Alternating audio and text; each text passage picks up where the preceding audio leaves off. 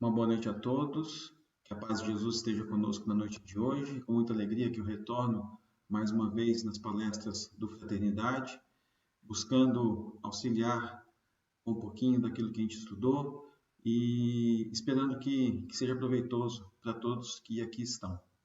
Hoje a gente vai falar do livro Cartas e Crônicas, o item número 3 do livro Cartas e Crônicas que se chama Petição de Jesus. Mas, antes de mais nada, eu vou ler o item 6 do livro Fonte Viva, como preparação antes da prece também, antes que a gente comece a palestra. E o livro, esse item, né, aceita a correção, ele começa com uma citação de Paulo em Hebreus, capítulo 12, versículo 11, que fala o seguinte: E, na verdade, toda correção no presente não parece ser de gozo, senão de tristeza, mas depois produz um fruto pacífico de justiça nos exercitados por ela. E o texto continua da seguinte maneira: A terra, sob a pressão do arado, rasga-se e dilacera-se. No entanto, a breve tempo de suas leiras retificadas, brotam flores e frutos deliciosos. A árvore, em regime de poda, perde vastas reservas de seiva, desnutrindo-se e afeando-se. Todavia, em semanas rápidas, cobre-se de nova robustez, habilitando-se a beleza e a fartura.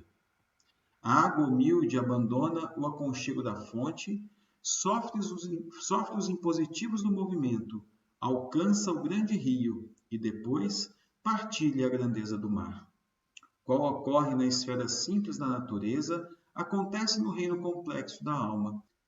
A corrigenda é sempre rude, desagradável, amargurosa, mas naqueles que lhes aceitam a luz, resulta sempre em frutos abençoados de experiência, conhecimento, compreensão e justiça. A terra, a árvore e a água suportam-na através de constrangimento, mas o homem, campeão da inteligência no planeta, é livre para recebê-la e ambientá-la no próprio coração. O problema da felicidade pessoal, por isso mesmo, nunca será resolvido pela fuga ao processo reparador. Exterioriza-se a correção celeste em todos os ângulos da terra. Raros, contudo, lhe aceitam a bênção, porque semelhante dádiva, na maior parte das vezes, não chega envolvida em arminho e, quando levada aos lábios, não se assemelha a saboroso confeito. Surge revestido de acúleos ou misturada de fel, à guisa de remédio curativo e salutar. Não percas, portanto, a tua preciosa oportunidade de aperfeiçoamento. A dor e o obstáculo, o trabalho e a luta são recursos de sublimação que nos compete aproveitar. E aí, aproveitando o tempo da leitura, vamos buscar acalmar nosso coração, pensando no nosso espírito protetor, aquele que nos auxilia nessa encarnação, nos nossos familiares, buscando a presença de Jesus através desses amigos espirituais que aqui estão neste momento, para pedir que nos auxiliem no acompanhamento desse nosso estudo de hoje, nos auxiliem na compreensão, me auxilie para que eu possa passar aquilo que estudei e que assim todos nós possamos tirar um ótimo proveito daquilo que veremos hoje. Obrigado mais uma vez pela oportunidade, que tenhamos uma noite tranquila nessa palestra de hoje. Que assim seja. Então, como eu comentei com vocês, hoje nós vamos falar do livro Cartas e Crônicas, o item número 3, que se chama Petição de Jesus. Eu vou compartilhar aqui a nossa telinha para vocês poderem começar a ver a apresentação também. Essa passagem do livro, ela é uma historinha que aconteceu com Jesus e Pedro, e ela está descrita no livro citado, né, no livro que a gente vai ver hoje. Mas eu achei no site da FEB um videozinho contando essa história também como animação. Eu achei que ia ser legal a gente ver através da animação do que eu ficar contando a história. É um vídeo curtinho, não se preocupem, a gente não vai ficar a meia hora da palestra com o vídeo, mas eu achei interessante a gente usar o vídeo para poder ilustrar essa nossa história. Então a gente vai ver o vídeo e depois eu volto para a gente falar um pouquinho do tema e conversar um pouquinho sobre a história e sobre esse capítulo do livro, tá bom? Já a gente se vê aqui de novo.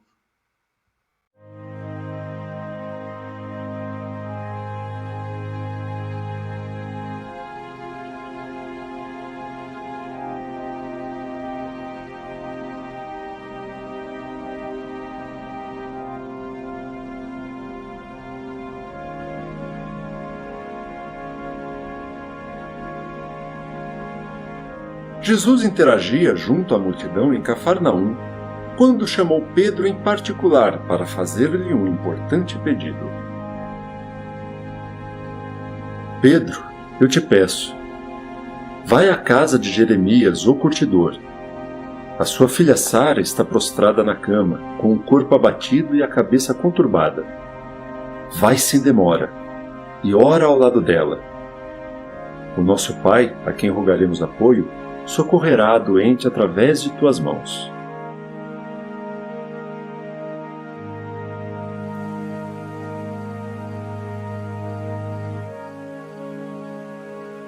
Na manhã ensolarada, o discípulo se pôs a caminho, entusiasmado e sorridente com a perspectiva de servir. No pôr do sol daquele mesmo dia, retornava o discípulo, carregando no rosto áspero uma inquieta expressão de tristeza.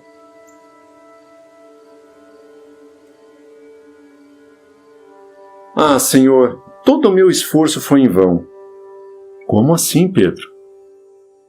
A casa de Jeremias é um antro de perdição. O patriarca é um homem rico, porém de costumes deploráveis. Eu o encontrei jogado ao chão, dando gargalhadas, bebendo vinho em um paiol, na companhia de uma serva bonita e jovem.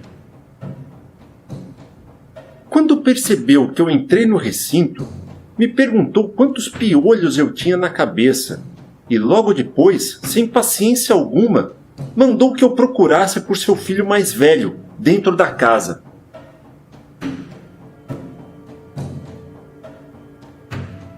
Saí à procura de zoar, e o achei enfurecido no jogo de dados, em que perdia largas somas para um conhecido traficante de Jope. Ele me recebeu aos berros e disse que a sorte de sua irmã não lhe interessava nem um pouco. Me expulsou aos coices, como uma besta fera solta ao campo. Ao sair, esbarrei com a dona da casa. Lhe expliquei o que fazia ali. Contudo, antes de me atender, passou a espancar uma esquelética menina, alegando que a criança havia roubado um figo. A pequena garota chorosa tentava esclarecer que a fruta havia sido devorada pelos galos de estimação da casa. Somente após ensanguentar a vítima, resolveu a megera me apontar o quarto onde eu encontraria sua filha.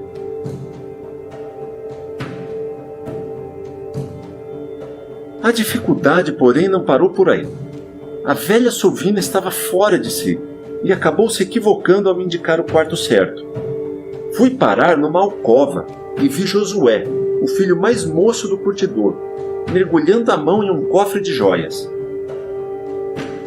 Por ter sido surpreendido em um ato reprovável, achou que eu fosse um espião e, amarelo de raiva, partiu para cima de mim de punhos fechados, pronto para me golpear. Nesse momento, lhe supliquei calma, explicando minha condição de visitante em missão de paz e socorro fraterno. O rapaz finalmente se acalmou e, mesmo contrafeito, acabou me conduzindo ao quarto de sua irmã doente. Ah, mestre, que tremenda desilusão! Eu sei que se trata de uma pessoa doente, porém assim que me viu, a menina tornou-se inconveniente, fazendo gestos impróprios e frases indignas. Não aguentei mais e fugi horrorizado, regressando pelo mesmo caminho.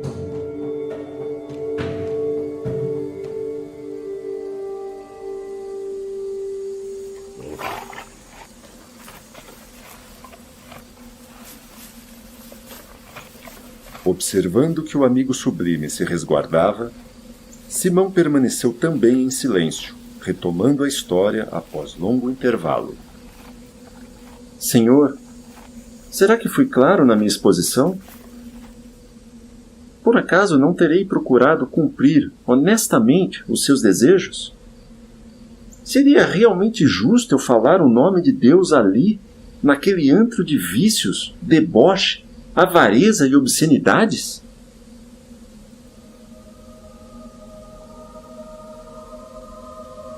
Jesus, porém, depois de contemplar longamente o céu a inflamar-se de profundas inspirações, fixou no companheiro o olhar profundamente lúcido.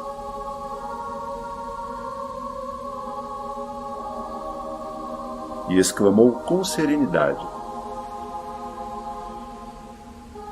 Pedro, eu conheço Jeremias, a esposa e os filhos há muito tempo. Quando pedi que fosse ao encontro deles, era apenas para auxiliar.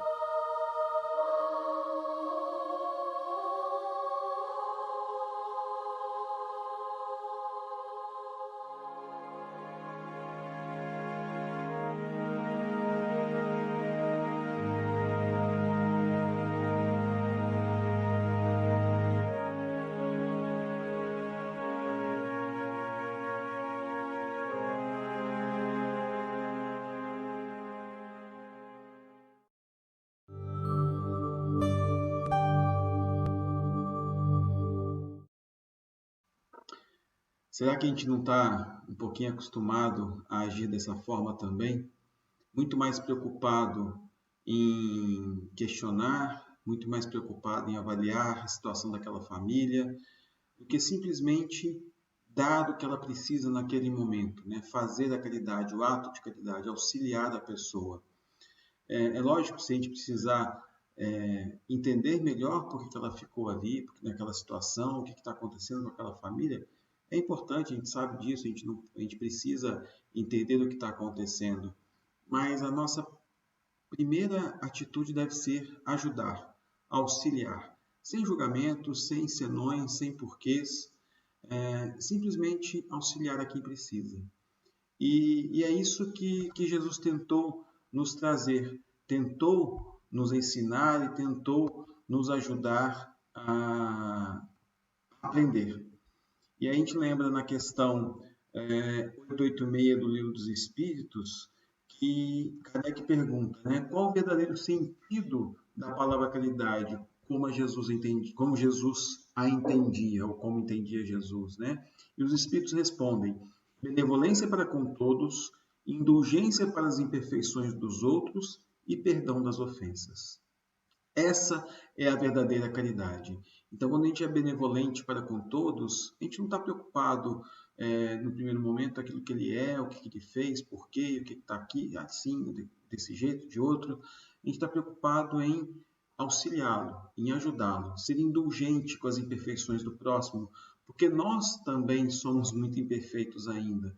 Então, a gente também precisa dessa indulgência. Então, é importante que nós saibamos auxiliar quando pudermos, porque nós também vamos precisar de auxílio algum dia. E perdão das ofensas, que também nós já devemos ter ofendido muitas pessoas, né? E a gente sai, então, agora do Livro dos Espíritos, dessa questão 886, e a gente vai para o Evangelho segundo o Espiritismo, no capítulo 15, Fora da caridade não há salvação. Eu recomendo que todos o leiam. A gente vai passar muito brevemente por alguns pontos somente desse capítulo. A gente não consegue, com o tempo que a gente tem, fazer um estudo um pouquinho mais aprofundado. E a primeira tópico que tem é o de que precisa o espírito para se salvar. Combina com a parábola do bom samaritano. A gente não vai falar da parábola, que a gente não vai ter tempo também, então quando vocês lerem, vocês vão conseguir entender um pouquinho. Mas basicamente ela fala do auxílio ao próximo, independente de quem seja esse próximo, né? E ela nos ensina da importância que nós temos de fazer a caridade. Por quê? Porque porque com ela nos ajuda a crescer, a aprender, a sermos mais humildes perante a todos. Depois vem um outro tópico que fala do mandamento maior. E o mandamento maior é amarás o Senhor teu Deus de todo o teu coração, de toda a tua alma e de todo o teu espírito. Então, este é o maior e o primeiro mandamento. E aqui está o segundo, que é semelhante ao primeiro. Amarás ao teu próximo como a ti mesmo. Toda a lei e os profetas se acham contidos nestes dois mandamentos. Depois, a gente vai no item onde temos a necessidade da caridade segundo Paulo. E é nessa passagem que Paulo comenta, né? É uma epístola é a primeira epístola aos Coríntios, muito conhecida, e eu vou falar aqui, vocês vão lembrar de primeira. Ainda quando eu falasse todas as línguas dos homens e a língua dos próprios anjos, se eu não tiver caridade, serei como o bronze que soa e o símbolo que retine.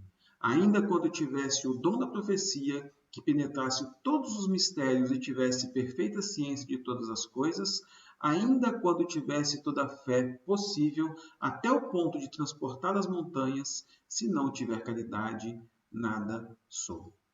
Então aqui a gente já viu 3 exemplos da importância do que é a caridade.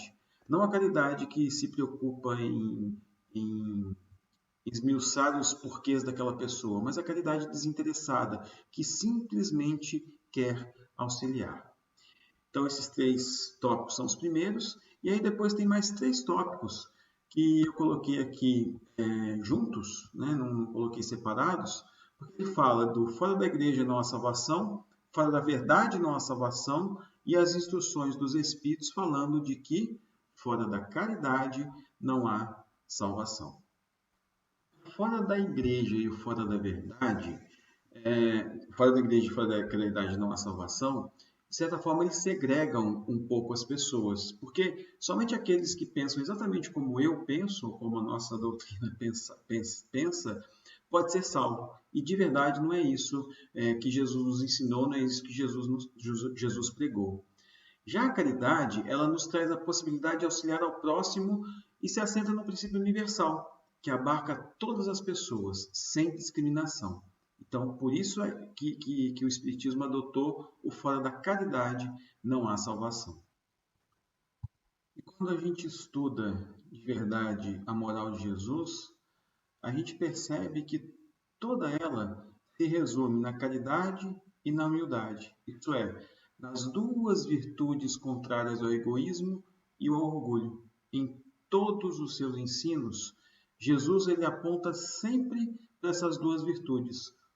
E como que essas 2 virtudes podem nos conduzir à felicidade.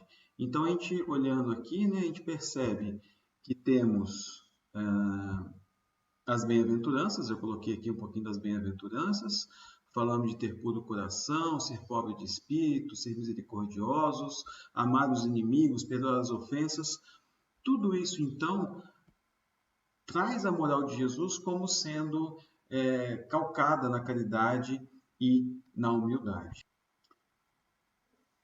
Mas como eu deveria, então, praticar a caridade? Né? Como é que eu devo fazer isso? Existem formalidades? Né? Existe uma prática exterior que eu preciso mostrar que eu estou fazendo a caridade? Qual é a ortodoxia? Quais são as regras? Como que eu preciso fazer tudo isso? Que crenças que eu posso aceitar quando eu estou fazendo a caridade? Né? Será que são pessoas boas? Será que elas merecem receber a minha caridade? Será que elas têm uma boa conduta? É isso que eu tenho que me preocupar? Não, pessoal, eu não tenho que me preocupar com nada disso. Eu não tenho que me preocupar com formalidades, a não ser aquelas que a boa educação nos manda fazer. Práticas exteriores é caridade, é auxiliar, é ajudar. Não tem nenhuma questão de ortodoxia, regras, o que seguir. Tem algumas regras, né? Regras do bom convívio, regras da oração, isso sim, né? Eu preciso me preocupar com a crença daquela pessoa? Se eu sou espírita, eu só vou fazer caridade para os espíritas? Será que eu tenho que me preocupar se elas são pessoas boas? Só pessoas boas merecem receber caridade? Será que elas têm boa conduta? E nós? Temos boa conduta o tempo todo? Não é isso, não é assim que eu tenho que me preocupar com a caridade. Não nos preocupemos, então, com a forma. Simplesmente façamos a caridade. Isso é que importa. Buscar auxiliar aquele que tá necessitando. Ultimamente, a gente tem visto muitas pessoas necessitadas de verdade, de caridade moral, de caridade material, de todo tipo de caridade que a gente possa vir a trazer para essas pessoas. E é isso que importa. E a gente vai entrar no tema agora, no item que fala do mandamento maior, que nos traz o seguinte esclarecimento. Caridade e humildade, tal a senda única da salvação. Egoísmo e orgulho, tal a da perdição. Este princípio se acha formulado nos seguintes precisos termos. Amarás a Deus de toda a tua alma e a teu próximo como a ti mesmo. Toda a lei e os profetas se acham contidos nestes dois mandamentos. E para que não haja equívocos sobre a interpretação do amor a Deus e ao próximo, acrescenta, e aqui está o segundo mandamento, que é semelhante ao primeiro. Isto é, o que não se pode verdadeiramente amar a Deus sem amar ao próximo, nem amar ao próximo sem amar a Deus. Logo, tudo que se faça contra o próximo, o mesmo é que fazê-lo contra Deus.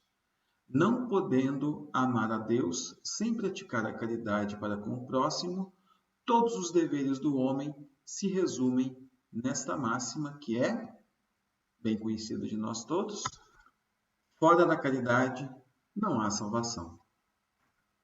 Humildade e caridade, eis o que não cessa de recomendar e de que dá ele próprio o exemplo, Jesus. Orgulho e egoísmo, eis o que não se cansa de combater e não se limita a recomendar a caridade. Põe-na claramente em termos explícitos como condição absoluta da felicidade humana. Queremos ser felizes? Sejamos, então, humildes e caridosos. E como essa passagem fala para a gente da questão da humildade e do orgulho, eu quis trazer um texto que eu repaginei um pouquinho, que é um texto do Momento Espírita, que fala justamente do orgulho e da humildade. E ele traz algumas situações para que a gente possa começar a perceber mais na prática quando que eu estou sendo orgulhoso, quando que eu estou sendo humilde. Porque as nossas atitudes vão de um lado para o outro, dependendo do dia, dependendo da nossa evolução em algumas áreas do nosso conhecimento. Né? Alguns pontos que a gente já melhorou, alguns pontos que a gente ainda está um pouquinho atrasado. Então vamos lá. Então, são várias atitudes e como o humilde se comportaria e como o orgulhoso se comportaria. Cometer um erro. O humilde fala que ele se equivocou. O orgulhoso não foi culpa minha. Né? É bem típico, um comportamento bem típico. Com relação ao tempo, o humilde está sempre disponível, sempre tem um tempinho pelo menos para te ajudar. E o orgulhoso está sempre ocupado. Eu estou muito ocupado, eu não posso te ajudar, sinto muito, eu não consigo e assim por diante. Frente às obrigações, o humilde se compromete e realiza. O orgulhoso dá uma desculpa e não realiza. É aquela pessoa que deixa tudo para depois e vai se acumulando e acaba não conseguindo. É uma atitude também, de certa forma, orgulhosa. Como que se vê? Como é que a pessoa humilde se vê? Ainda tem o que melhorar. O orgulhoso, perfeito. Tudo certo. Já sei tudo. Não tem problema nenhum. Frente aos seus superiores, o humilde respeita e busca aprender. Já o orgulhoso resiste e lhes coloca defeitos. Muito natural. Né? A gente quer ser sempre superior ao outro. A gente não aceita, muitas vezes, ser subordinado a algumas pessoas e outros a nenhuma pessoa. Frente às tarefas, o humilde sempre faz algo além. O orgulhoso, eu faço o meu trabalho. Terminou o meu horário, esquece, não quer mais saber de auxiliar, não quer saber de fazer as suas próprias tarefas. Continuando, só mais uma folhinha aqui.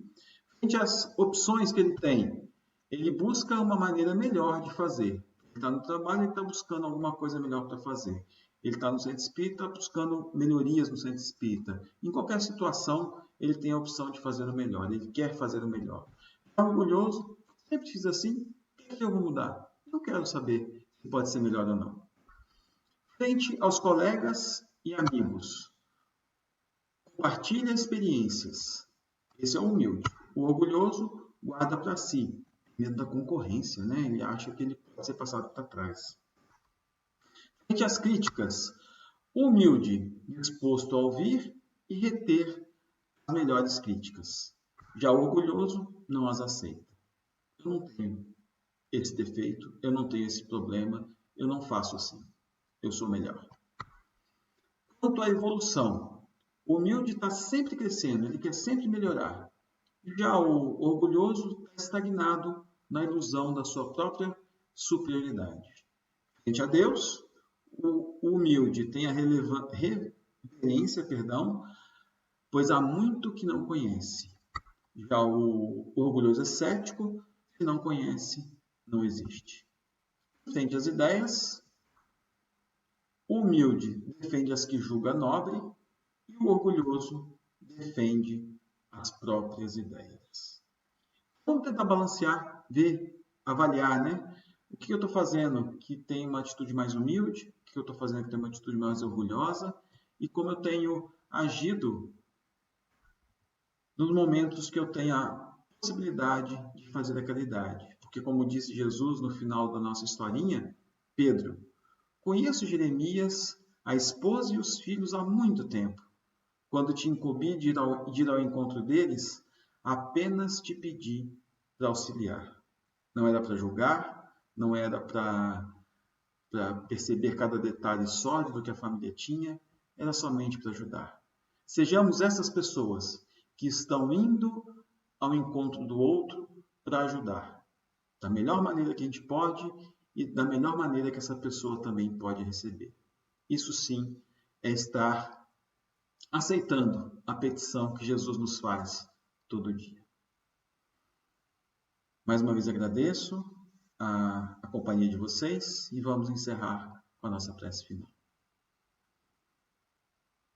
Querido amigo Jesus, espiritualidade bendita, que nos acompanha no nosso dia a dia, obrigado por essa oportunidade mais uma vez.